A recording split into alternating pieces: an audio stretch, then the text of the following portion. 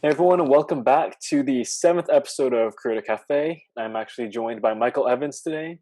And Michael, do you want to give us a little bit of background about who you are and what your creative passion is? Yeah, for sure. Well, my creative passion is writing novels, specifically science fiction thriller novels. I like to sum what I write up very simply. It's just near future technology scenarios gone wrong, and usually there's characters fighting impossible odds, flawed characters at that. And yeah, that's what I write. That's what I love to do. And a little background on me: I'm originally from Long Island, New York. I don't know why I said that weird, but I'm originally from Long Island, and I moved down to Charleston, South Carolina when I was 11 years old, and I love to run. Big run. I just went for a run this morning, although I kind of low key broke the rules of quarantine at my university. So you just we'll be quiet about that. And then I love going exploring band buildings because I kind of write post apocalyptic books. So urban Well, exploring that's things good inspiration for that. very good. Yeah. Yeah, I've used some locations that I've been to in the past in novels just because it worked out perfect and describing them is easier when you go there. Yeah, And definitely. I Yeah, overall, I work really hard. I probably have I on the mentality of like 4-hour work week versus Gary Vaynerchuk. I probably lean closer to the toxic hustle mentality, which sometimes a weakness of mine, but it is what it is. And yeah, that's really it. I love speaking, doing podcasts like this, and if anyone throughout all of this, if you have a question about anything I say, just DM me on Instagram or email me because I love helping out fellow creatives. So yeah, it's a little bit about I'll me. put his Instagram handle like somewhere on the screen here and then also like in the description so you guys can check him out. And then, dude, like, so obviously, based on what you've said, you're obviously a doer over a thinker, right? I think a little bit of both. You have to think, and But then yeah. yeah, it's both. Like I guess outlining a little bit of my creative process, I spent about 18 months planning out a series before I write it. But then once I write it, Oh, I'm wow. ready. So like I know what books I'm writing through 2022, like down pat, and I'm planning out now through 2025. So that's how I Jeez. really plan out ahead, Yeah, and I so you think do plan like me then. I thought you were like you just like, do it and then like you like because like I think with your productivity from what I know, right? From your productivity it seems like you just like you already have it all and then like you just go, you know what I mean? exactly that you have to like, and some people like with whatever you're doing, whether you're creating YouTube videos, whether you're doing podcasts like this, whether you're writing books like me, like some people can just do it from the top of their mind. They got it all inside their head. But that's not really for me how I do things. It's interesting. I don't know if anyone knows the YouTuber Ali Abdal. I might be just butchering his name, which I'm sorry about that if anyone watches him. He's pretty big in the productivity space, like Matt Diavella type. And he talks about something that I really like called the second brain. And I think he learned it from a course as well. So I'm going to attribute it to him though. And All what right. he says is that he kind of works on things in the background and he'll take notes ahead of time and get all these ideas and he's planning it out, writing things down constantly and kind of has these like notes, like huge pages of notes that when he sits down and does something, he's ready to get going. And for me personally, I do the exact same thing. I Every article I read that I find interesting, I'm putting down, taking the link into notes, taking my own notes on it, and I'm just constantly thinking about story, thinking about the worlds and my characters, thinking about branding, marketing, everything. And that's just my life. And then a lot of the things that I plan out, I'm going, this is 5 years from now, 10 years from now. And I don't have a set That's plan of good. when I'm going to do it necessarily, but it's all just a bank of ideas. And oftentimes for me, the best things happen when I combine two ideas. I take two things that I want to do and make it into the same, like one thing, some synergistic thing. And for me, that's how I get the best story ideas. For marketing, it doesn't necessarily work like that, but for stories, it definitely works like that for the purely creative output. And that's what allows me to really, once I sit down, I can write 10. I don't like writing much over 10,000 words a day because that's not fun, but just mentally. But Yeah. I can write 10,000 words a day consistently, and I know where the story's headed. And of course, like at least with novel writing, this doesn't apply to all forms of creative art. But like since it's a longer process to like get out a novel, things can kind of take turns and stuff. And I think that's even natural in a short story or even like a 10-minute YouTube video. Things will take Hmm. spins that you didn't expect, and that's important. But if you don't know where the end goal is and some at least key markers along it, I find that even if you sit down and work 10 hours a day on what you love, you're going to get nowhere. So you definitely have to plan Yeah. things out, and that allows you to be. It's a big part in being more productive. Wow, that's like some really thoughtful insight, dude. Like, then how do you, because if you don't have the end goal in mind, so basically you'll probably get lost in the process because you're trying to still figure it out mentally, like the end goal, I guess. Is that Yeah, why you pretty much won't really progress in that sense, do you think? in my view, if you don't know where you're going, you're kind of, I would say, writing blind, but doing something blind. And like, if you think about it, when you do anything creative, you're going down like a dark, turning road. I don't mean dark in an ominous way, but I mean this is a path that it's not like being an engineer, especially Mhm. anything entrepreneurial and creative. Combine both, we don't have a set path. There's literally barely any even like college degrees you can get in this field, and you have to kind of like do something ancillary to it, which there's nothing wrong with that, but you can't just become a creative entrepreneur and get a degree and like that's it. And definitely there's Yeah. no like paths, like internship paths. There's nothing like that. So it's a path you have to blaze yourself. So I like to say it's in the dark because it is in the dark. And oftentimes too, especially for young people, and even like when they're older, like someone 20s 30s watching this, probably the same thing. You might have parental pressure telling you you probably shouldn't be doing this, but you still feel it from society of like this. And sometimes parents will like tell their 30-year-old kids like you really don't want to be doing this, and I Mhm. understand that. But I think it's important where when you're writing in the dark, when you're doing anything in the dark, those are the best things to do, because the paths that no one else has plotted out for you are going to be the paths that you find the most fulfillment from, the paths that actually have the highest Definitely. upside, for sure. But Mhm. it's not easy. So if you just go in literally in the dark, that is so scary. You might hit trees on the way, you might fall off a cliff, you don't know what's going on that road, right? Yeah. So that's not a great idea. But what I think is great is you don't want to plot out your entire career, especially in a creative field. Like, again, like if you're a teacher, you can kind of say like, I've got 30 years of being in a public school system till a pension. It depends, but like Right. you can kind Yeah. of plot out It, your it's career a little easier bit. to predict, I guess. It Like is. It's a bit easier. And still then, like for everyone's life, there's a bunch of shifts. I mean, the average person switches careers 3 times, but for creatives, right. it's Yeah. constant. It's constant. And you need, I'm not encouraging everyone to plan out their entire lives. And I could even get excessive in terms of my creative output of really researching a lot, really hammering down like the next year is going to be this, the next year is going to be this. But at the same I time, feel that, dude. yeah, it's not I have always like great. decades from now, like the Right. things I want to do, like each decade and stuff.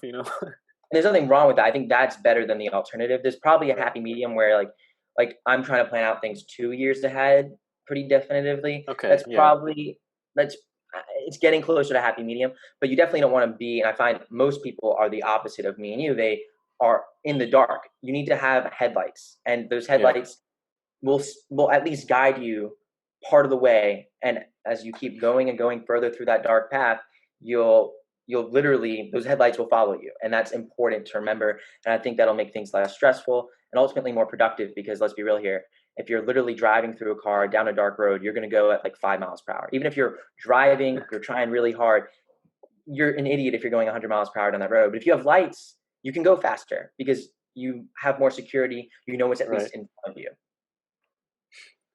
And then going back to like how we think ahead and stuff.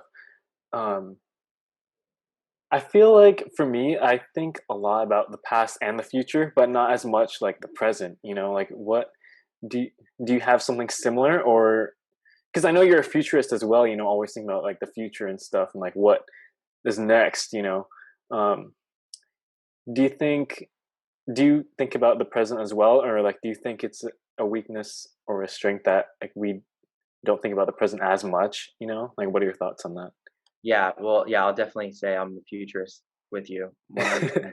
And I think it's interesting. So when thinking about future in general, like I'll always think about my future and the world's future, like Hmm. for sure. And I don't think thinking about your own future makes you a futurist. It's mainly thinking about the world's future in general, and Yeah. that's what I always focus on. But because I think about the world's future, I always also think about the world's present and past. Where the delineation comes, I don't often think about my own present. That's definitely, I would consider a weakness, because I'm definitely not the best at living in the moment. And when I say that, I mean I can live in the moment pretty well. Like when I'm in an abandoned building, when I go bridge Right. jumping Yeah. water down in South Carolina. It's a thing. People go there. Not normal everywhere else. Don't jump off the Golden Gate, please. But there's shorter bridges there. So I would do things like that. And when I'm in the moment having fun, I can live in the moment. But The problem is I don't do that often. I don't often think about the present or allow myself to go there. I am thinking about the future and the past, but it's interesting because I think oftentimes our greatest weaknesses are our greatest strengths. Everything's like a double-edged sword in life. So Right. I'm Yeah, not gonna that's true. Wow. it is. I'm not gonna try and change that about me. Like, I always think about the future. And I will think about the past too and what gets me there, but the future is really where I spend most of my time, especially for myself, my own life. Hmm. And, I could start thinking about the present and, and moments you're forced to, right? I mean, with Right. coronavirus, it's Yeah. really an example of we all were forced to at least confront our lives now and make some changes. Because if you didn't make any changes to your life, I know some people haven't made as much changes as they maybe should have, but that's not a good thing. So we all were forced to in this moment. But unless I'm forced to, a lot of times I'm like you. I'm thinking about the future, but I think that's a really good thing because most people don't even know what they want their future to be and don't even True. really think That's about it true. much. Yeah. So when you start thinking about it all the time and have all these different possibilities of where your life could go, you're basically plotting out your life in real time. And sure, like it's not going to follow that neat little path. There's so many different variations of it. But just thinking about it's an advantage, getting those ideas and kind of like going back to the whole second brain thing. Like when you're thinking about all the future work that you're going to be doing and writing it down, organizing it, and because our brains stink at storing information. If we can just get our brains to constantly thinking about awesome things, feeding it good content about the future, about where we want to be headed, about experts in our field, I think it's a good thing. What it's probably bad for is our emotional well-being because I think that True. always being caught up in the future leads to naturally you being unfulfilled because I know for myself, I accomplish one goal, I'm on to the next immediately. Hmm. There's no celebration for most time. There's no let's enjoy this moment. It's I already know the next path. And that's great in terms of, if I'm a competitive guy, so like in a competitive landscape, that's great because it allows you to get ahead of your competition, allows you to further your purpose. And as a business person, because a lot of really creative people have to be business people at the end of the day, like it really does help us. So that's great. And hopefully it allows us to have careers that exist because so many creatives don't actually get to do it full time or even part time. It's hard to do this. But at the Yeah. same time, a lot of times it leads to some fulfillment because I know so many creatives, particularly in the indie author space, the average person only stays full time for 2 to 3 years. A lot of times that's because they didn't plan out their finances right. And creative industry, there's not like 100K a year salary. It goes Yeah. up, down. Income. Yeah. You got to really know how to manage that sort of thing, and Right. also, So that's yeah. a big part of it. But the other side that is less talked about is that a lot of people leave it because they get burnt out. And Mm. I think the easiest way to get burnt out is doing what I do, which is not allowing yourself to enjoy the moment, always thinking about the future, always going for more. Because at some point, that mountain, you keep thinking you're making progress, but someone like me keeps putting more on top of it. Like the mountain's going up as as you Right. climb it. In real time, the tectonic plates are colliding, and Mount Everest just keeps getting Yeah. higher and higher as you keep climbing it. And that can be a little bit defeating at times. And that's when it's important to try and put things into perspective, to try and ground yourself and think in the moment. Because I know there's been moments where I have felt like I hit a rock wall because I worked so hard, I did all of this, yet I'm nowhere near where I want to be because where I want to be keeps going further and further out ahead of me no matter how far I get. Like maybe 5 years ago, I wanted to be where I am today, but I don't want to be here today anymore. Yeah. And So now you that's just want to 5 more years, 5 more years from now. exactly. You're precisely right. And that's the problem of being a futurist. That's the downside. So there's an upside and there's a downside. And I think it's easier to manage the downside because the upside's so great of doing it Hmm. that like I wouldn't try and stifle that thought. But I think it's really good when you realize like, okay, thinking about the future isn't making me enjoy the moment as much. It's making me a little bit unhappy. It's making me feel unfulfilled. That's when you need to turn back to the process and what's going on in the moment and Right. really try and find that passion again. And it doesn't take long to do it. You just have to really be cognizant of it and catch it before you hit burnout. Because I myself haven't hit burnout yet. I do think burnout exists, but Do you think it's you all about will? Do you think you will hit it eventually?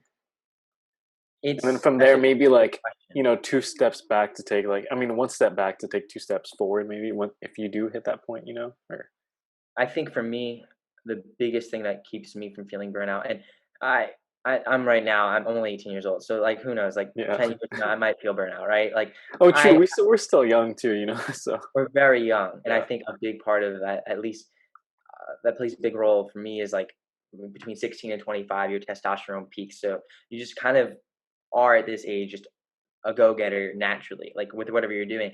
So I'll say this: in the long run, a lot of people don't have the choice once they're burnt out, but to keep going. Like they have to Hmm. keep going. So how I plan to do things is hopefully be able to achieve a level of financial freedom, a level of stability in my brand and business where if burnout happens, that's okay. And I also don't plan to be working 90 hours a week like I do now for the rest of my life. I Right. don't plan to be Yeah. doing that.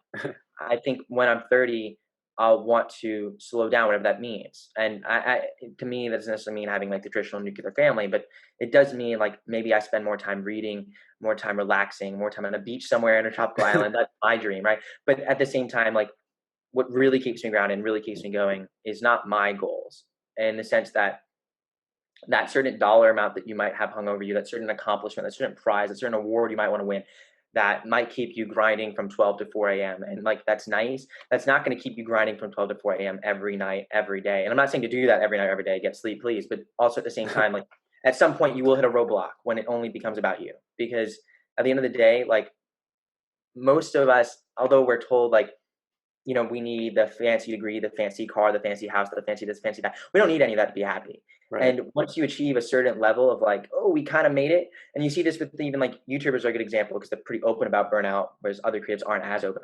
But that's part of the platform lends itself to that. And you'll see YouTubers oftentimes they don't burn out at 50,000 subscribers. Like they're pumped then because they're trying to make their career. It's when they hit a million, when they did it, they feel they get burnt out. And there's nothing wrong with taking a break at all. There's nothing wrong with taking a break, but feeling burnout sucks for the individual. That's what it sucks Yeah, for. And I don't want definitely. that for anyone.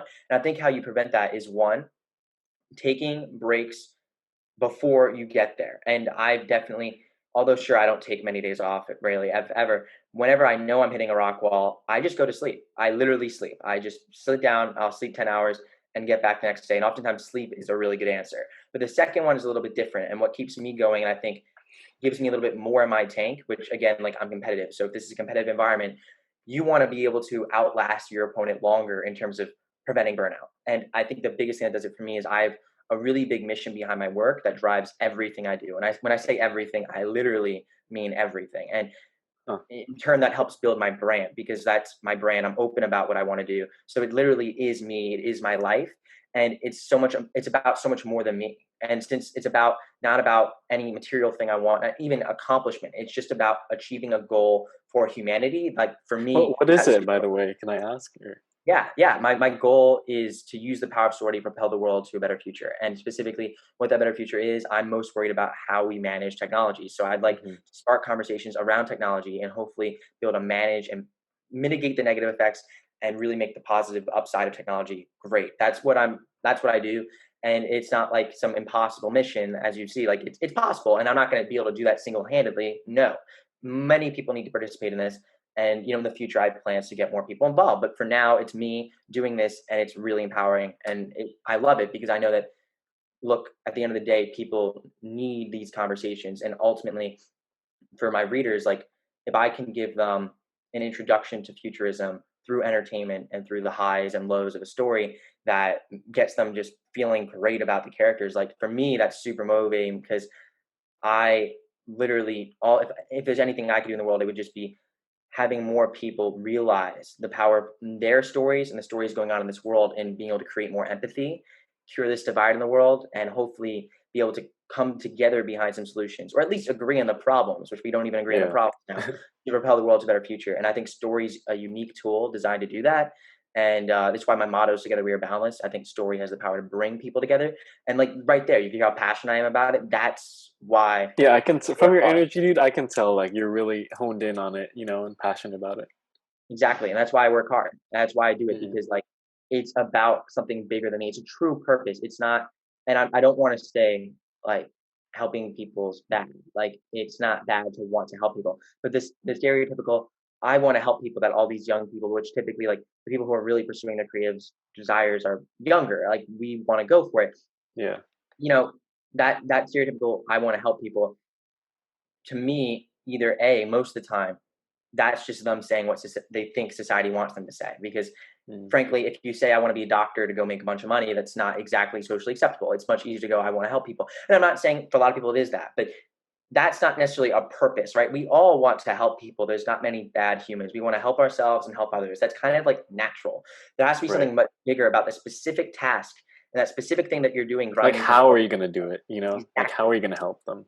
Exactly. And that's the thing that will really get you going. And that actually does take a while to find, which is also why like I personally like I'm lucky in that I found it pretty early, but I watched like a metric ton of YouTube videos and explored so many different outlets that I wanted to do in my future. And up until even 10th grade, I thought I wanted to be a nanoscientist and like wanted to go to UC San Diego and study there, which I love UC San Diego. It's a beautiful area, beautiful school. But at the end of the day, like I realized that this is where I'm happiest.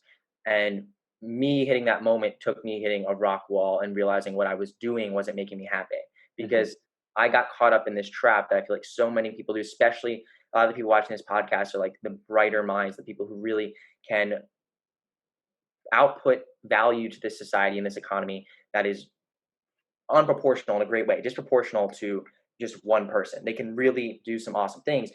And I think a lot of us get caught up on the treadmill, the hamster wheel, even creatives do, of make more money, win, make more money, buy a car, all that stuff. We get caught up on it. I mean, you see Yeah. it in YouTube, you see it in everything. And I had that happen with grades in school. And when I realized when I finally was hitting these big goals where I literally could not even try and do better, I couldn't like fathom like in the sense that like it would be unrealistic for me to think I could do better. I still wasn't happy. And that's when I realized like going for some random goal that you think is going to help your life and maybe can help other people, that doesn't even work. At the end of the day, it is about the process. And that's what's really helped me, being able to just hone in on the fact that for me, the greatest high in life is telling a story.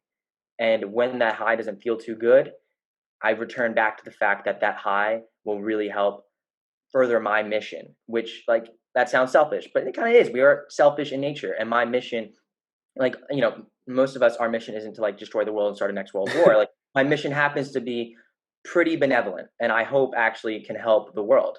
So that Yeah. really is what grounds me, hopefully prevents burnout and ultimately keeps me a lot of times I feel like going back to productivity, people waste time.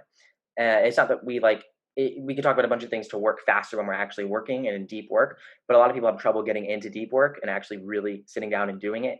And I think maybe taking a little bit of that mindset will help people be able to really work harder and work smarter. And it's not necessarily about the hours you're putting behind it, like the gross hours, Right. but Like if what you're doing in those hours, right? exactly like if 30 of those minutes are spent on Instagram, that's probably not a good idea.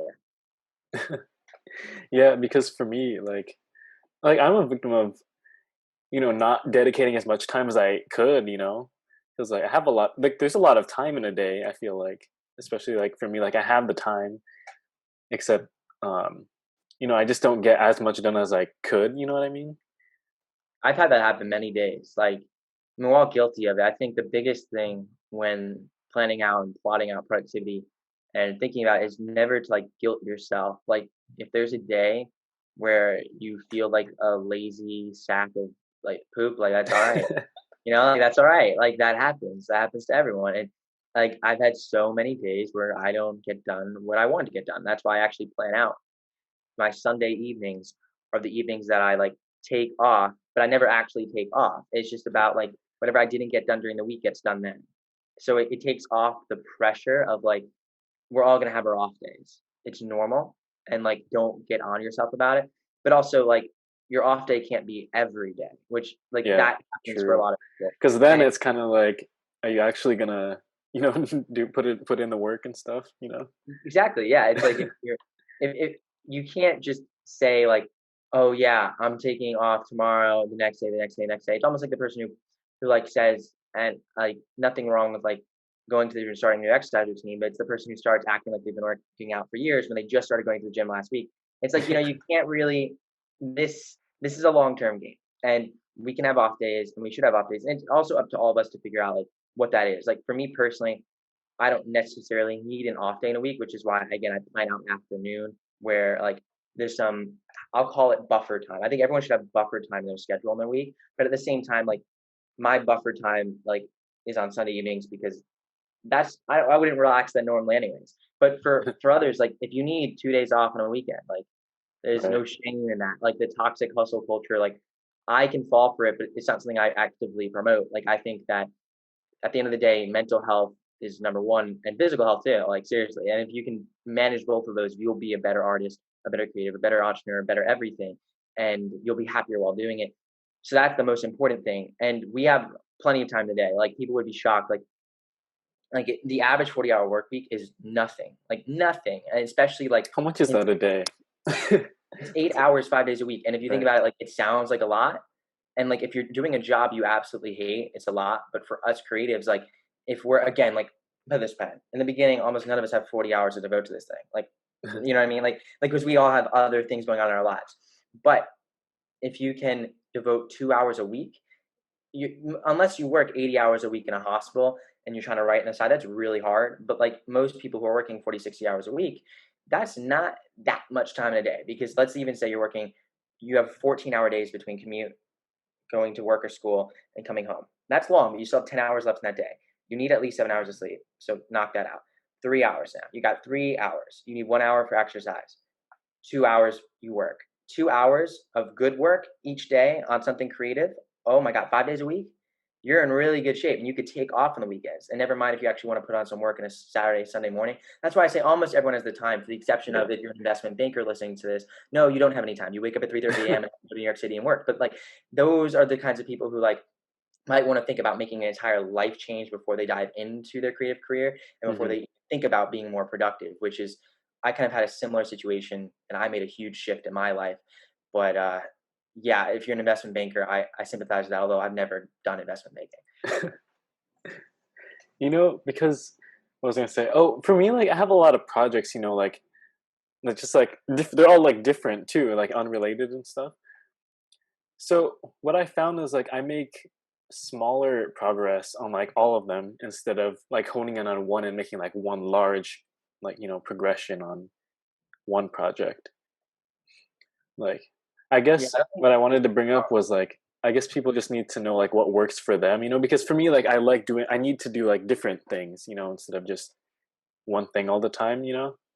yeah, I think my advice on that is different depending on where someone's at in their career. So if Hmm. you're just getting started, I think mastering one task is really important. Like for me, I only focused for 2.5 years on writing books. I never spent a dollar marketing my books. I was fortunate to have a good job in high school that I worked part time on the side and crazy hours, but I was able to put all my money into the books and not have to worry about making anything back.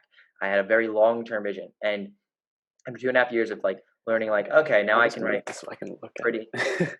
There. and that, like, after 2.5 years of like going, like, okay, now I can write pretty good books. Not amazing, not perfect. They're not Stephen King, obviously, but like I felt confident, readers were happy, the few readers I had. So then I started diving into marketing. And that's when I spent a ton of time learning about that and really mastered that. And now I'm like in a stage where like it doesn't take me too much time to do any of them. So like again, I will in the future, like I'm always gonna be learning both, but like I've got them both up to a level where like I know in the long run I just keep building this brand, like they're both at the level to make an income full time. So Hmm. that's my spike. But and ultimately I'll keep working on those and keep doing those in the background now. But that took a long time for me to get there. And now I have kind of more projects going on where like I'll do YouTube and I'll do other things because that's all part of what I want to do. I think it's important as a creative to hedge yourself because one creative outlet might tank, but it's good to have another. And Right. I think it's awesome to have a bunch of different projects, be interested in a ton of different things. But I think in the beginning, it's probably important to focus on one thing for better or worse. And that's just my advice. But once you become a little bit more proficient in one task, and it doesn't even mean income level. I'm not making a full time income off my books. I just know that when I turn the engine on, I can. I'm in college, financial aid. Not don't want to mess things up there. Yeah. But I know that I got like I'm good there, and I think that like others will find they'll know when they've got the stuff. I mean, timing's a big thing in this creative field. Building a brand takes a long time, just getting the impressions with a different like a target audience, so it takes a long time, Definitely. but once you have the stuff, like seriously, it's a cool feeling, like nothing and then eventually everything and you go like, okay, like I'm not an expert at this, but I also know I know what enough. I'm doing. Yeah, and Yeah. that's a great feeling when you know that, and that takes a long time. But when you know that about one thing, you can move into another vertical. And at that point, it doesn't make sense to completely abandon what you're doing over here and fully dive into something else. That doesn't make sense. Then you get into the whole thing of like working on a few projects at a time. Now, of course, like I say that with caution because if someone literally is not happy fully diving into one thing, then no, like easy, don't do that. Like seriously, don't do that. But like if someone's asking what's the smartest thing to do for your business and future as a creative entrepreneur, like that would my advice would be that focus on one thing first, then diversify.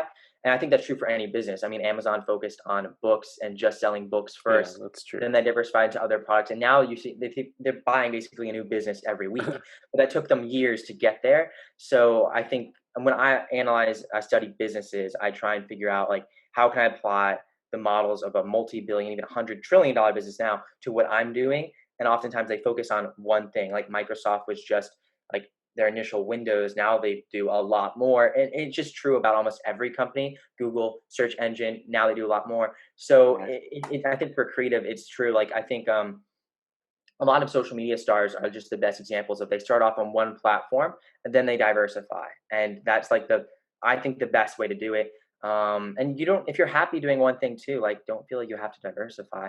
I don't think what's really awesome about being a creator is that even if like the talk about like TikTok going down and stuff like that, like, and all that drama with the Yeah. governments and stuff like that, yeah, that's, I understand like the fear of now TikTokers moving over to other platforms, whether it be YouTube or, and like, look, if they want to be on YouTube, like there's plenty of TikTokers who are great YouTubers, like awesome, go for it. But at the same Plus, time, their audience is gonna find them, because they already have people watching them too. Like precisely, wherever they go, they're gonna be found by their community and stuff. exactly. So you don't necessarily have to worry as much about even diversifying once you build up one thing successful, because frankly, like, TikTok goes down for Charlie. Like, I mean, she's fine. Not only is she already diversified, but like even if she didn't even have a YouTube or an Instagram account, like she has such a big fan base where Yeah. they're out there for her. So as creators too, that's kind of going back to like the specialization point. I think that if you do specialize in one task and become really good at one thing, really awesome, where people love you for it, they'll follow you other places and follow you to other things they do.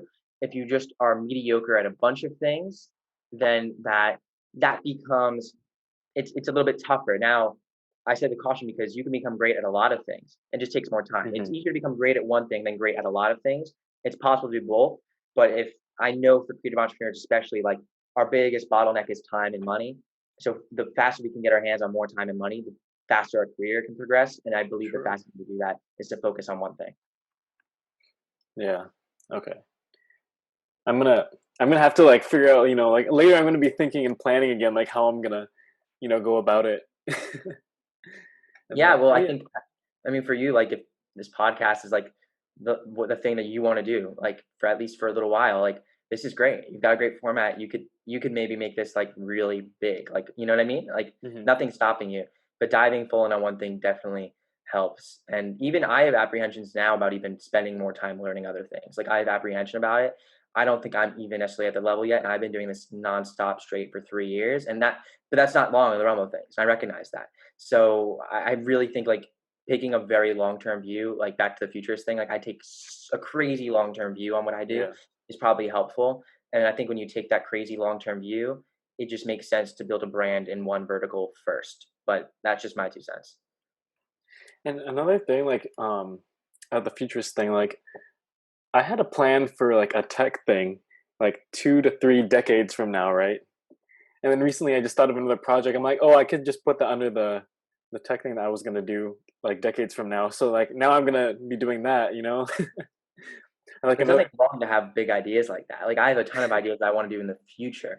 Mhm. I think the biggest thing for anyone doing something creative, like again, where you don't have a boss over you telling you you need to do XYZ today, is to know what your priority is. I think Right. our brains are really crappy at doing a bunch of things at the same time. And like when I say that, I mean like you can do multiple tasks in a day, but you need to have one major thing that you're focusing on, your one holy grail, your one goal. Our brains just do better at that. We have priority, not priorities. That's why I think it's so tough for people who, I sympathize with this, who are in school grinding, trying to get good grades, but there's pressure from parents, whatever. They're Mhm. doing sports, they're doing clubs, and they're trying to do a creative thing. That's tough because you can't have a priority when you literally have so much pulling at you. That's tough, But I think Because at then the you're same torn time, between your priority and like another person's, exactly. And I think too, like it's important to have like, how do I put it? Like as a creative, you need to hedge against everything because the biggest, like Tony Robbins said this on investing, and I'm not gonna like proclaim Tony Robbins to be like the guru of all gods and all advice, but this is a great quote. And he probably wasn't the one who came up with this, but I heard him say this, and he said that it's not about, it's all about time in the market. That's all it's about, time in the market. And as a writer, as anything creative, anything entrepreneurial, which creative naturally is entrepreneurial, is really at the end of the day, it's all about time that you're doing it. And I don't mean the work hours, but the amount of times that you can stay in business operating. hmm Because at the beginning, we're all having negative capital flow, whether that is negative in terms of time or money. Like rarely does someone just get a positive ROI from their time and money like day one. Like if that happens for yeah, you, you're in a very, very small percentage. And that's great. Most of us are negative for a long time. And the longer you can stay negative, the better the chances are that you'll survive. As crazy as that sounds, because the that's coolest thing interesting about to look at it. being an entrepreneur is the basically the law of asymmetric outcomes, which states that like basically being an entrepreneur is like a slot machine. Like we pull on it and we get all these different outcomes. And with the same variables in, we put $1 in, whatever that is. For you, that might be literally $1 into, getting a new mic. That might be $1 into getting editing from one of my books, whatever it is. And you might put an hour at a time, whatever is that value. You're putting that same value in. You might be doing everything right, but the output is not the same, even if you do that same thing 5 times in a row. hmm It's just like a slot machine. But the coolest thing about this kind of slot machine is a normal slot machine. I don't think anyone should be gambling. I mean, really, especially not if you're young. But at the same time, like, you know, the slot machine, the house always wins. You might get lucky early on and great, great, you made a lot of money. But if you don't stop playing them, which most people don't, the law of large numbers is the house will always win. Opposite in entrepreneurs. For entrepreneurs, you can get lucky early on, pull in that slot machine, and great, you win a lot, right? You win big, whatever that means for you, you win big, and that can happen. But at the end of the day, the inverse is true of the house always winning. The entrepreneur always wins. It's the person pulling out that slot machine because eventually the law of asymmetric outcome state is that something will be so big at some point that it'll make up for all the losses. And maybe that first thing is your first thing, but also then don't expect if you have this great thing in the beginning to just keep producing better and better and better. It's easier hmm because of the cumulative advantage that anything creative has. So that's a huge, awesome thing. So if you get lucky first time, amazing. But at the same time, and I don't want to use luck, there's skill involved in that, but asymmetric outcomes, it's just a fact. But eventually, whether it takes you, like in my case, 30 books, 50 books, 60 books, 100 books, 10 books, 5 books, whatever it is, right? To get that, you will have that hit, whatever hit means to you, that will make up for all the losses. And then what's cool about what we do is after you have one hit, a slot machine, the odds are basically the same each time. But after you have one hit, the odds that the next one will be a hit too keeps going up and up because of brand equity Yeah, and like awareness. exponentially, like your chances go up, right? Huge. And that's why like you look at someone like, I guess the author field is like a really good example because brand name is such a big deal in the author space and it's been around a lot longer than a lot of other creative areas, although you can say the same thing about music. When someone comes out with like, for instance, a big publisher did this test on John Grisham's book, I believe. I could be getting, it might have been Dave. No, it's John Grisham, where they just put the cover up, no description, just his name basically, and said new book by him, and it shot up to number 1 on Amazon because just Wow. his name sold the book. That's rare, Nobody right? even knows anything yet, and then like, wow. Nothing about it. His brand name sold it alone. So obviously, you can get to a certain level where it's almost impossible to lose. Beyonce's a good example. Like Beyonce can't lose at this point. I mean, she would have to really, really do a bad job. hmm Like, and she's so good at it that she can just in her sleep do good enough to at least win, right? So there's a level, this pinnacle that you can hit, which I mean, I hope someone listening hits it. It's just so rare where like you literally can't lose. But those people to get to that level had lots of wins and losses that followed the process of asymmetric outcomes. And the biggest Right. thing is that you just need to be in the game. Most people give up after they fail once. And after 10 times, almost everyone gives up. But the thing is, like, who knows if you tried 100 times, what would have happened? And the biggest thing too is it's not True. their fault for giving up.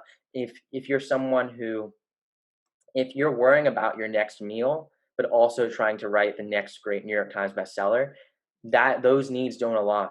Those needs do not align. So I kind of have an interesting perspective on this for someone who's taken a gap year, who's basically like given up on like the traditional pathway to pursue what I do. I also very much find it important that if you're doing something, you really need, it's not even a backup plan, it's a hedge. And I think that's like the most important thing. No one's saying that this won't work out. It's saying that you need to do this. And this is what parents don't tell you because they don't understand it. But what the parent should be saying is you need to get a day job or at least do something that pays well. Hmm.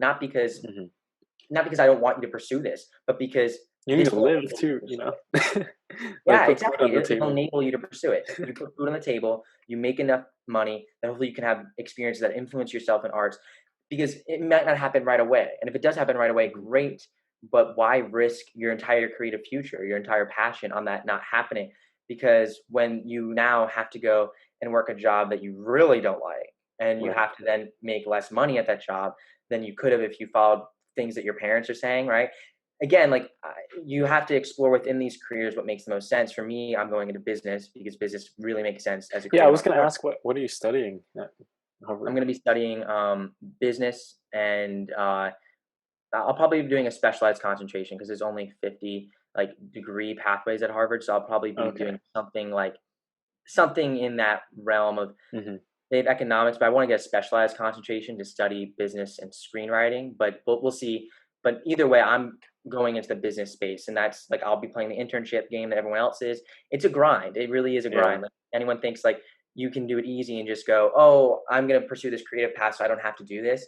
I don't think it's you just do that. It's you gotta have it all because at the end of the day, like at least for me, the biggest security not coming from someone who has a $10 million trust fund waiting for me. Which if you do, like none of this applies. But if you don't, if you're like most people who just are trying to make it by, like at the end of the day, the biggest hedge for that against me that allowed me to take a bigger risk as an entrepreneur, that allowed me to really dive even further into my creative Right. ability is knowing that I have at least some sort of accreditation, some sort of experience that if everything hits the fan, I can at least feed myself at the end of the day. You don't have that Hmm. stress over you. You can create better art. You can take bigger risks, and ultimately, you can be better at what you do. And I think that's my view on that. I know that's a little bit of a tangent from where the conversation was going, but I think it's important to mention that being someone who wants creatives to do well, I also want creatives to explore other fields out of necessity, not because I don't think you shouldn't be focusing on what you love 80 hours a week, but because if you do that, there's a chance that it might take you 10 years for that to pan out.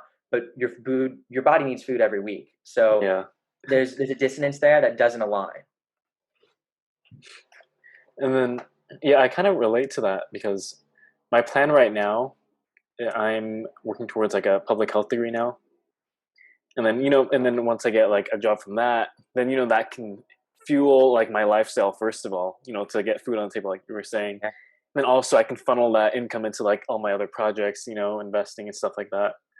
Exactly. That's like precisely what you should do, which is why like I I think that for a lot of creative people and a lot of entrepreneurs, there's this I want to call it stupid, but I won't say it blanketly because for some people pursuing a traditional career path is not a good idea. But I've heard some pretty big people in the entrepreneur and creative space say that like college is useless and things around that. That is not true. Again, like, do I think you need to be going into $70,000 in debt to get your degree? No, there's other Yeah. options to get your degree that can work.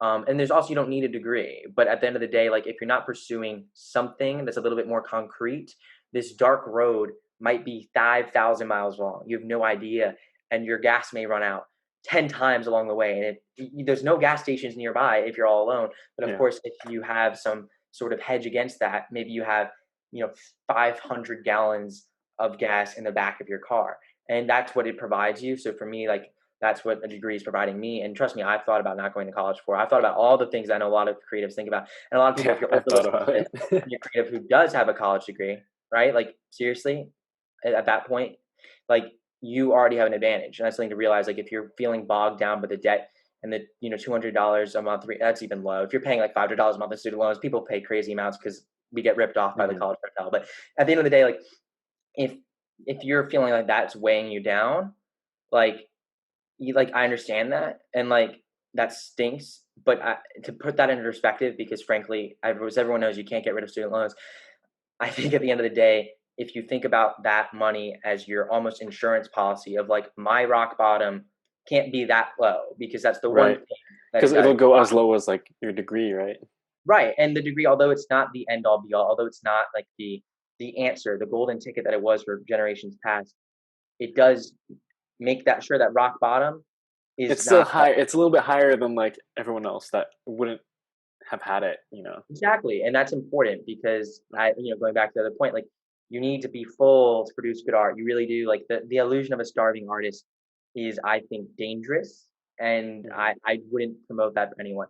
I want everyone to be full and happy, and then produce art because what we have to remember too is like I think there's some big pressure about if you don't make it by 25 or 30, like then you're a failure. That's totally false. I think in this social media age, we're seeing more younger people than ever making it big, but that's not normal. This is a new thing that young people took advantage of. And in the future, it's not going to be a bunch of 20-year-olds making it big on YouTube. There will be some, but in general, just in anything, most writers are in their 40s and 50s when they make it. Joe Rogan, with the biggest podcast in the world, I don't know his exact age, but I think when he started, he was at least in his late 30s. And of course, he made it big with UFC commentating before then. But when he dove into his entrepreneurial thing, he was in his late 30s. Now, of course, the medium didn't really exist before then, but still, like he made it really big Yeah. later. And I think that's true for a lot of people. I'm trying to think. I think David Letterman made it later. Anyways, like there's too many examples of like there's no rush where you need to be no you don't need to have X amount in your bank account by X age to be successful creative or successful entrepreneur. You don't need to have be doing it full time by 30 years old to think like, oh, I made it. Like it's not about that because like going back to the asymmetric outcomes, it might take you 30 years until that one big thing happens, but it will be worth it if you keep trying. But so Right. many people give up. That's the biggest problem. So many people give up and stop. And if there's anything, my biggest advice is just to tell people keep going and do everything you can to make sure you can keep going because you can't do anything in a vacuum.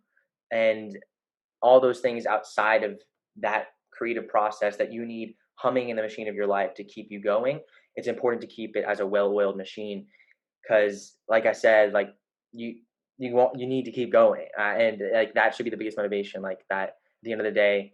And that's even what keeps me going, keep me away from burnout, because like burnout can happen and you could take a break for a week, but you can't actually burn out. That candle must come back because Hmm. if it keeps Because glowing, it will work. yeah, it's all about. I guess like the whole entrepreneur thing is just how long can you last? Like Exactly. yeah, pretty much. I was gonna add more, Yeah, but then I think yeah, that was pretty much it. it's all about that. It's about not only even how long can you last, but how much risk are you willing to take? Because the people who take the biggest risks often win the biggest, and it's not stupid risk, calculated risk, Hmm. but it's how much are you able to lose is the biggest thing. And you know, if you have, let's say $10,000 in savings at 25, which actually I think is well above average, but let's say you have that, this is all you have. This is it. And you don't have like some great job or great connections, most people. And like, there's nothing wrong with that. And you don't have like necessarily any secure future if this doesn't work out. You're going to start getting really stressed as that bank account starts draining and draining and Right. draining. And as you go, I'm not successful yet. I'm not successful yet, and then eventually, when that bank account might hit zero, you're going to have to rethink your life and you might not go back to that. But if you can at least have a hedge, and I'm not saying it's all about having this massive war chest, but if you at least can drain that thing to zero and know, oh, I can go to something and replenish that quicker, Right. that again that's a superpower. And that allows you to take bigger risks and ultimately actually move along faster, oddly enough, because at the end of the day, like you'll have more time because you'll be able to step away from work if you're able to get more capital from it. And because you Hmm. have more capital from it, you can actually put more time into it because really what money does is buys other people's time. And that's important because there's going to come a stage in every entrepreneur's career where either you're going to need to buy someone else's time in terms of the skill they've learned to perform a specific task that you don't know how to do. Like for me, like cover design, I don't design my covers. I'm not a graphic designer. So I hire one and it's not cheap, but it's worth it. And Right. if I had that money, the next book wouldn't come out. So there's a give and take with everything.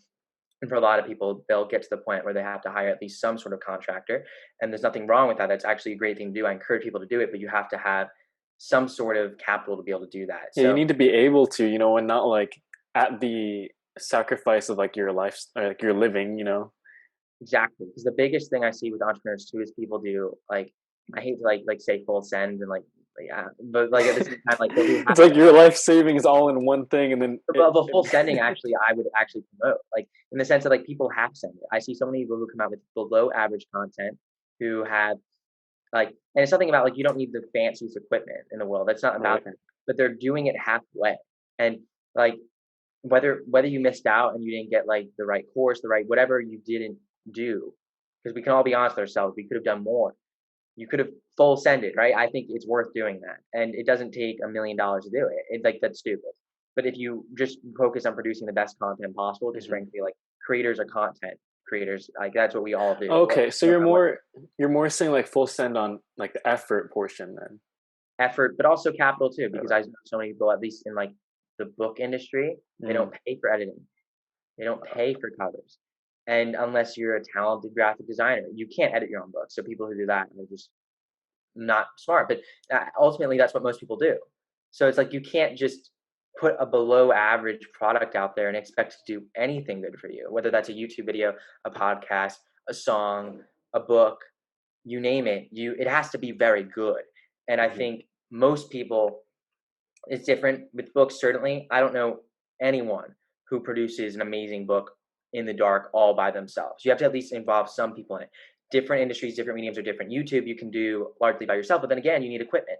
Now, I'm not saying Right. like you can create amazing videos from your iPhone, amazing videos, but then how are you going to become good at editing overnight? Sure, you can spend that time on YouTube looking up stuff, but then what software? There's a lot that goes into it, as you know. Mhm. So there's some money involved, and this isn't like a boatload of money. We don't need venture capital here. Like we're not True. talking about that. Like this is at the end of the day, like compared to most businesses, this is pocket change. It's not pocket change for us, but it is pocket change.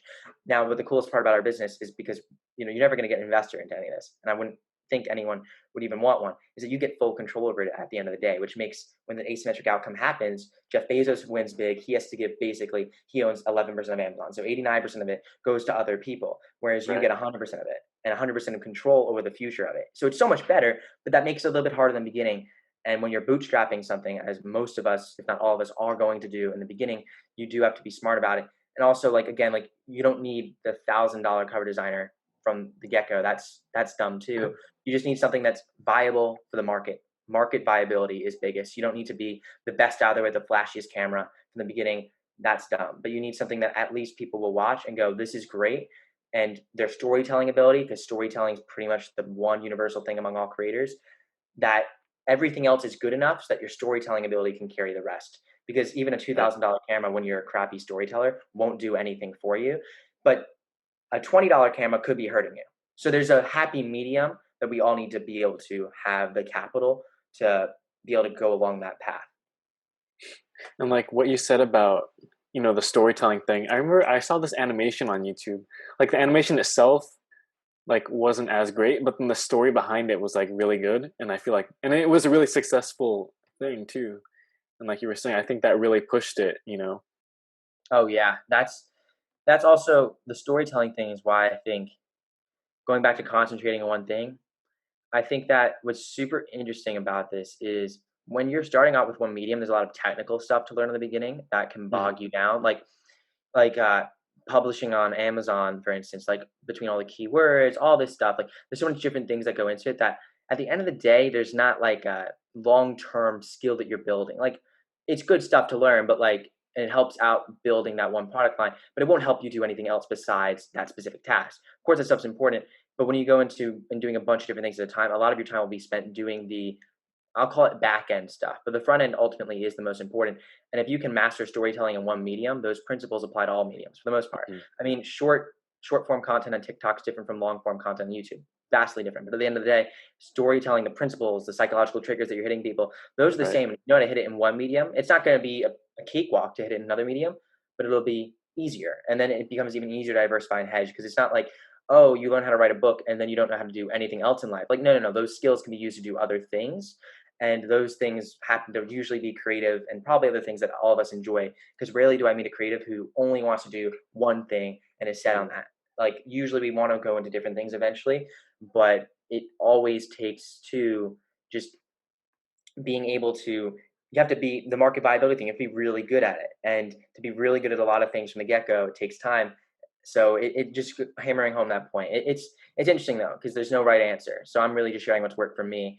There's a million different paths that can work, and like I wouldn't discourage someone from going down any one path. Just keep going down it once you choose it. By the way, how did you start building your brand when you first like put out your first book, let's just say? Yeah, so I guess I should say my first book was probably more of a learning experience. Yeah, that Um, makes sense. yeah, but since then, what what my biggest thing is, I wanted my brand, my personal brand, to be something that there's certain things about me and certain things that I believe in and certain things about just my personality that people connect to that is congruous across all platforms in the future. Because I'm not, again, like as I said, I'm not diversified yet. But how I think about brand in general is you want people when they see your name, because the biggest with creatives, almost all of us are thinking about our own name at the end of the day. Like in some cases, like we're building a company that will have its own brand, but most of the time, like it's the artist's work, and those works are separate brands too. Like you should be branding each work and thinking about it then. Right. But the biggest principle in branding, I think that sometimes is overlooked is emotional resonance. Like that's the biggest thing people are looking for. People need to feel something when they look at your name, feel something when they see you. There has to be a feeling associated with that, and you have to have a kind of set way of being able to get at that feeling. So usually people like for instance, like when you watch someone like Cody Ko, I don't know if anyone watched him, but like his brand and the feeling you get when you see his face is very different than someone like maybe I'll go to Matt Diavella. Like the productivity and just like vulgar humor are opposite, not opposite, but very far different. But I won't speak on their brands, but I'll speak on my own. For my brand, I want to always make sure what I do is I'm focused in the future. I'm a futurist. So I want to do basically two things. I want to be inclusive of everyone in the sense that like I don't want everyone interested in me, but like because I want to weed out people. But everyone who's interested in the future is welcome here. That's my Hmm. thing. Whoever you are, doesn't matter where you're from, what your background is. If you're interested in the future, you're welcome here. And the second thing is that when I'm building out specific things like what my name means to people, when I'm writing books at least, my big thing is that people are overcoming what once and still I thought is like impossible obstacles, huge, huge, insurmountable things. And these are people who are flawed. And I want people, when they think about me, to think about those characters because at the end of the day, what my message is and what a lot of my purpose is, I can talk macro and propelling the world to a better future, but the more actionable and the thing that I think is more realistic that I'll actually probably achieve is helping people, whether it's one person, two people, or 2,000, to Right. actually be able to overcome their own obstacles in their lives to live a better future. That's really when I hone in on it, my goal. And that's why I want people to associate me with the guy who really is there for that. That's my brand. And like I can sum it up simply, like the near future technology scenario has gone wrong for books, but that core of it, that core that I just mentioned of trying to help you live a better life and propel your life to a better future, that's what I'm in for. And of course, like I want to entertain people along the way. And that core of entertaining while propelling you to a better future is true across everything that I do. At least I try and do that. And I think, we can get into like aesthetics, like colors are, I don't think as important as people like to make it out to be, like in terms of like the Instagram feed and stuff like that. But it is like you want to have a look. You want to have people call it like a brand deck. Usually 5 things associated with your brand is great. So like for me, sunsets, dogs, abandoned buildings, books, and usually like entrepreneurial stuff. Like that's my brand deck. Okay. Yeah. And like when I say abandoned buildings too, I'll count in anything apocalyptic and dystopian. So that's my brand deck and things that like what people know about me because it's not just about like straight business. We're gonna help you live a better life. Like I'm a human being too. So like Yeah. my emails, I have a whole part of my desk fell down. Oh well. But in my emails, I have a whole automation sequence for people who are joining kind of they're interested in my work. And the big thing like my dog's right here. I can show it right here. This is my dog. Oh, I thought you brought your dog to No, that'd be court. awesome. I'm not with her, unfortunately, but uh, she's the best. So obviously, like everyone loves dogs, right? Like I mean, if you, not everyone loves dogs, but most people love dogs, and it's something that we can connect with people on. So it's a cheap trick, but it works because first of all, I love my dog. Like it's yeah. honest, it's authentic. So it's important. Like don't try and make yourself someone that you're not to appeal to a certain demographic. Yeah. Like that's Definitely. stupid. But at the same time, like be smart about what you're doing because like let's say I'm interested in like I don't want to pick anything out, but like if I was interested in something super fringe that people might consider to be a little bit disturbing, right? We won't go into any detail. I don't think I have anything like that, but other people do. Like maybe don't mention that. Like there's certain things Yeah. about yourself that you should present because if there's a public persona of like as authentic as you want to be, someone like Trisha Paytas on YouTube might be a little bit too authentic to be building a long-term brand because her brand just seems like a total mess. Now, maybe she has some genius strategy, but she's very like she shows everything. There's a A limit little to it, too much, maybe. right? Well, also you know, how does not always does the audience identify with her stories. Like it's important to share Hmm. your struggles and stuff like that, and like really be open and be vulnerable, but try and make sure it's relatable. Like Right. an easy thing is, you know, I unless you're selling, you know, $2,000, $3,000 entrepreneurship courses, don't try and flex on people with a private jet. That is not something people are going to like you unless you're selling $2,000 courses and trying to trick people into it, which also don't do that. So that's the big Always thing. see those. Yeah, so I would just simplify with the brand, simplify it, have a bigger purpose. Like, so I mentioned my purpose. That's something that we all need to figure out. Super individual. There's no right or wrong purpose. I mean, there's wrong purposes, but there's so few and far between. None of us are evil people, so every purpose is good. And also in terms of how you portray yourself, 5 things. And like I said, my 5 things are pretty simple. Like they're not like super out there and super complex. And when I think about stories specifically, like with my books, there's certain emotional highs, certain things that go in my books that I want to be known for, like fast paced, flawed characters, usually dealing with deep psychological problems. Like that's what I want to be known for there. That changes with the medium. Like maybe on Right. YouTube, you be known for something completely different because frankly, being known for characters, psychological problems, fast paced plots, like that, not that it wouldn't work in the platform, but like we're going to create different kinds of content, different places. Hmm. So the brand actually is even more specific depending on where you're focusing in on. But the broad brand, what people know you as, when people see the name, in my case, Michael Evans, what I want them to think is broadly the same. Of course, it might get more specific if they've experienced more of one type of my content than another. But I think overall, it's important for us all to think about like when what your reputation is. What do you want someone to think when they hear your name? And that's a kind of a weird thing to think about. And it's not like I'm coming out of high school, so I use it from that perspective. I know the rest of the world is just like high school. This isn't some Yeah. popularity contest. It's not about being cool. It's not about that. It's about being authentic and being yourself. But how can I present myself in a way that is going to a make people who would be interested in my products interested in me, and B, make people who might not be interested in my products not interested in me. Because the last thing we want to do is have the wrong kind of customer interested in our product in this algorithmic world. If you have the wrong people watching your YouTube videos and they don't watch it all the way through, that crushes you. If you have the wrong people buying your books and they don't read through, that crushes you. All these different things. So you want to make sure that you're drawing in the right kind of people. It's not about True. casting this super wide net. It's about really just bringing in the right people. And usually those people are similar to you. So it shouldn't be the hardest thing in the world. Hmm. Even if like, yeah, even if you have like a small, like community or audience, but like if those people like really resonate with you, and like your message, then I feel like that's a lot better than, like a lot more people, but they probably aren't as tuned in. 1,000 true fans is all we need at Hmm. the end of the day. Like if you have 1,000 true fans who are willing to spend $100 on you a year, which a true fan is, that's something achievable for every single artist. It really is. And I think like that'll take a long time to build for everyone. But like once you get there, that's all you need to make a living. Cause like sure there'll be operating expenses in every business. Some are higher margin, some are lower margin.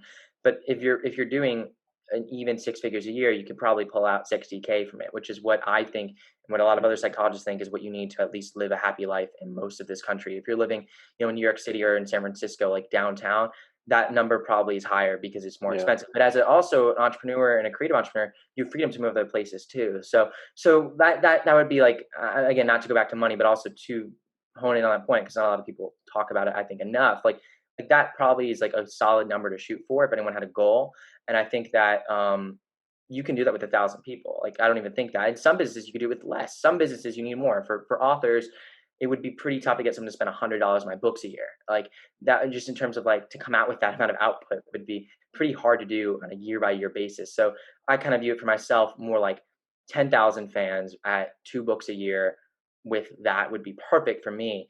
Hmm. So it's different based on the business. For YouTube, 1,000 subscribers is tough, but you can do it usually 100,000's a better barometer, but you can do it at 30, 40,000 as well. And even 10,000 for some tech people or for some finance YouTubers, you can squeeze by a living as well. So it really does depend. But 1,000 is a good barometer and I think it's achievable for everyone. And then going back to like how like people perceive you and stuff, I thought it was just interesting because you know, like in high school, like I was the photographer guy, you know, like, and then middle school, I was the marathon runner, you know, like it's interesting how you can make it shift, you know what I mean? Like, Yeah. I feel like sometimes I know Mel was talking about this too. Remember Mel, Tor Yeah. Oh Franklin? yeah. Yeah. Because she has an audience that was with her for one thing, but she wants to, you know, like diversify.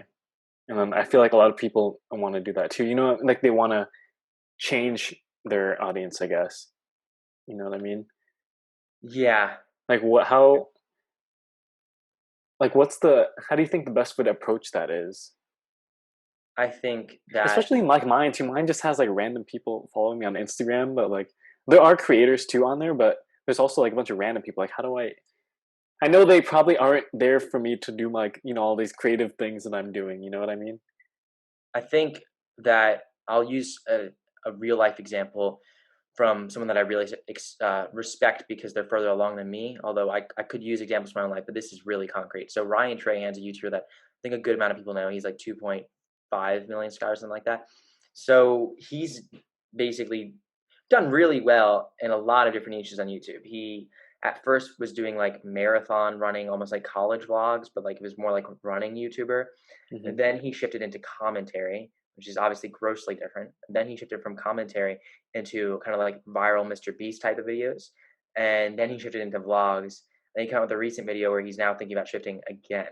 So, and he's young. He's, I think, 20 years old. So Oh really? Wow. we're talking in like a 2.5, 3 year span.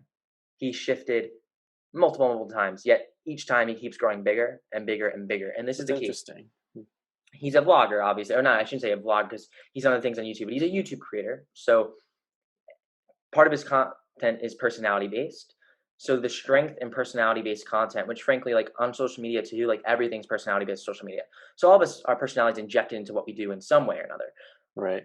He has been able to carry people with him. And it's interesting. He thought like he was kind of alienating his audience. He was scared. He mentioned that in his recent video. I checked his comments and everyone said like basically the same thing. You could go see it. It's cool. They're basically like, we love you, Ryan. Like no matter what you do, we love you. We love your personality. We love who Like you for are. him, like Yeah, you are a magnetic kind of person that we want to be around. So no matter what kind of content you create, it's okay. And honestly, let's be real here. He's doing this without realizing it, but he's doing the KSI model. Something, if anyone's interested in YouTube, a really great channel that I'm going to recommend to everyone is Patty Galloway. Um, People probably heard of him. He's had some videos kind of blow up. He's amazing in how he analyzes YouTubers who are successful. So I'm taking this from his video, some inspiration when I say this. But his analysis of KSI was really impressive. And what he said about KSI is that we have a guy here who has, again, a personality that a ton of people connect with, that a lot of people love. But think about all the different things he's done. He was a FIFA YouTuber. Then he got into commentary. He did boxing, and now he's huh. doing music, like all different things. And he's back to commentary again, like all different things he's done. He's a second channel with almost over 10 million subscribers now. Like Jeez. he's amazing. But if you think about it, what he did is he got the FIFA people. Then he goes to commentary. He brings the FIFA people along with him, gets all the commentary people now, brings the commentary people along, and he just keeps getting bigger and He bigger. just takes them with them. Right. So in a Yeah. way, the smartest thing to do is to diversify. The smartest thing to do is to eventually start creating different kinds of content that can bring in more people. Hmm. The trick is that you have to have a really strong brand to be able to do that. Because when we say brand, brand's a word that's thrown around. It's a buzzword, but brand is really just your personal reputation, your persona, and who you are. Right. If you have a really good grounding of who you are, they'll follow you, and you are That's true. systematic Yeah. about how you communicate it. Now, this is where I say for someone who maybe has a brand right now they're not happy with, because I mean, especially young people, we change so much. So we might be changing so much that like that core of who we are is different, at least that core of how you know, our persona online. And I think in those scenarios, it might be smart to press the reset button and think really hard about long term. Not saying that your brand can't ever change, brands evolve, but these massive shifts are jarring and will throw away people, Hmm. period. So in the meantime, how can you make sure that you can at least keep some things in your brand intact? Like what things about you, at least for the next 5 to 10 years won't change. And then slowly you can change them as you evolve as a person. Brands can evolve. But like if Nike tomorrow started selling like smoothies and stopped selling sneakers, we'd all be confused. Like that would Like not what? work. And Apple, right? If Apple stopped selling phones and started selling like staples, right? We would be even more confused. So Yeah. even these big brands, they evolve slowly. Apple's thinking about coming up with an Apple car. There's Hmm. rumors of it, right? So that's an evolution that actually it's a jump, but it makes sense. Now, will they one day stop selling iPhones and transition to cars? Well, if they did that tomorrow, that would make sense. But who knows what they do 20 years from now? Who knows what new things they get into? So that's kind of like as taking it back to the individual level, brands should have a really strong brand deck, a really strong core that you don't plan on deviating away from. But sometimes you might change, it might happen, so you can evolve. And I think that's the key word. Evolving is okay, but you want to take some time to figure out who am I going to be at least for a little while. And Right. I'm not going to have this massive shift. And if you do have a massive shift, it's not the end of the world because odds are, if you do have a massive shift, you're still at the beginning of your career. So you have to think about it. It's like, you're not like, what are the stakes right now? Like, they're probably not as high as they will be in the future. So it's good to True. get that nailed down now so that you're not using the YouTube game, like if you have 5 million subscribers and then you're like completely giving up and changing up, like that could be a big deal. I think actually a really good example is I pay attention to a lot on YouTube, a lot online. So I have like a lot of different examples. But one interesting thing, I don't know if anyone here watches couples YouTube. I just pay attention to it sometimes just to see what's going on because I think I think a really interesting business model to monetize a relationship like that. I don't plan on doing it, but I think it's genius. And one channel, formerly Jack and Gab, they broke up. And if you think about it, like their brand is them both, and they can create all these different Mhm. kind of content, but they're both the two main characters in the story. But so they lost a ton of Jack because he now took over the main channel, lost a ton of subscribers. Like we're talking tons. But he still kept a lot, and his views are still doing very well. They're not higher than they were before, but they're doing very well with a massive shift of basically throwing away half your brand.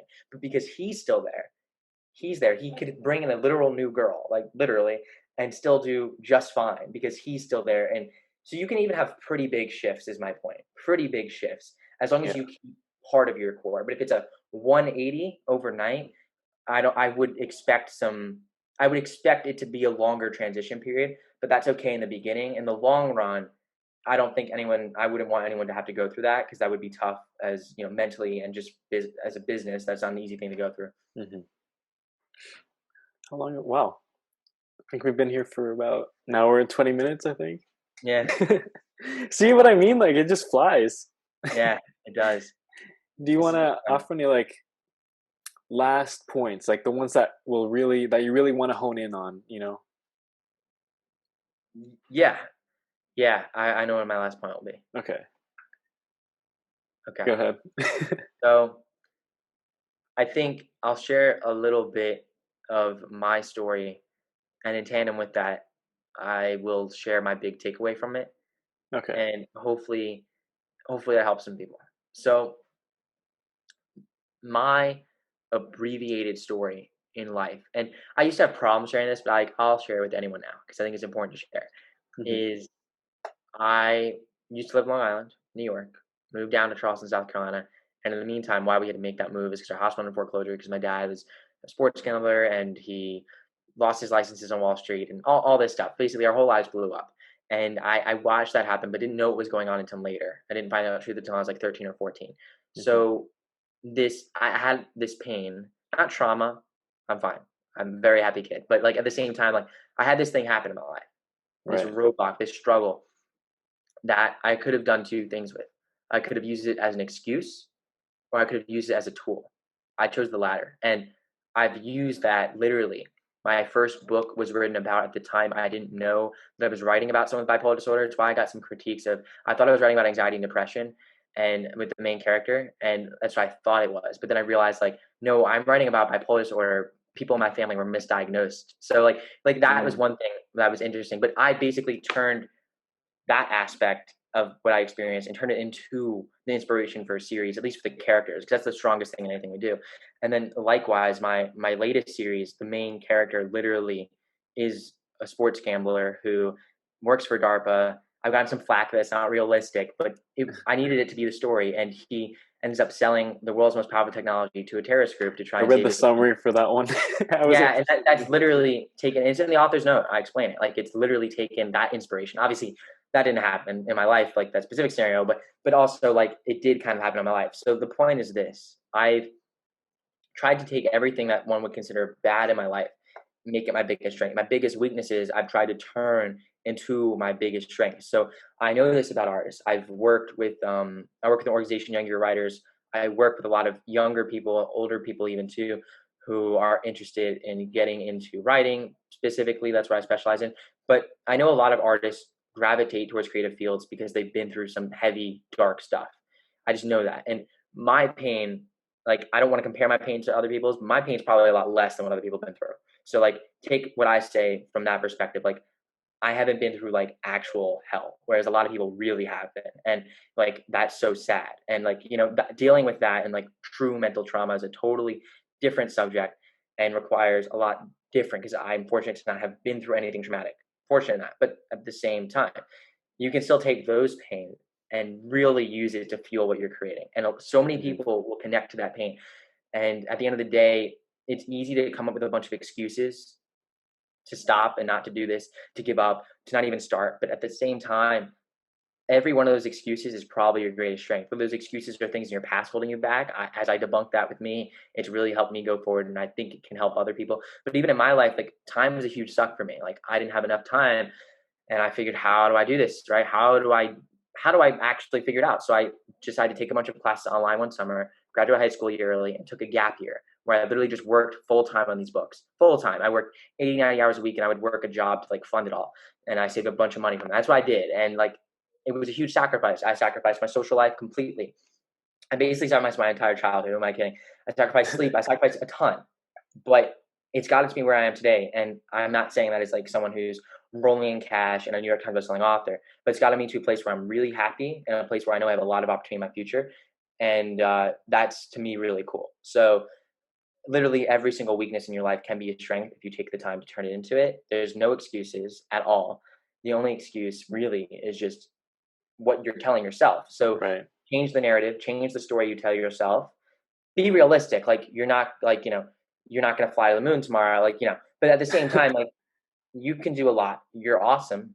We're all awesome. And honestly, if you just have that belief that you can do it, that you are boundless, then I think that's the Oh, biggest thing. there's your branding right there. Boundless, right?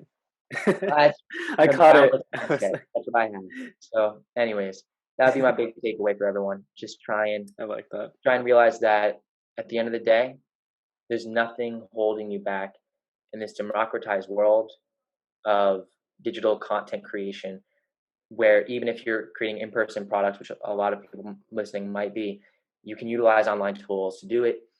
And unfortunately, not everyone has access to the internet. I find that it's like a great crime. But if you're listening to this, odds are you do. So that's a huge Yeah. advantage. It's something you should be thankful for. Wow. Dang, dude, you need your own podcast. Not anytime soon. Well, hey, thanks for reaching out too. Like, you like DM'd me, and then I didn't know who you were at first. I'm like, who like DM'd me, and then yeah, but dude, that was really insightful. Yeah, I told you I really enjoy doing this stuff. I hope your audience derives some value from it. Yeah, definitely. I'm sure they will, and I did too. Like, I learned a lot myself. So, Yeah, no, it's great. I'm happy to hear that. all right. Well, thanks, Michael, for coming on, and thanks everyone for tuning in today of today's episode. And see you guys in the next video.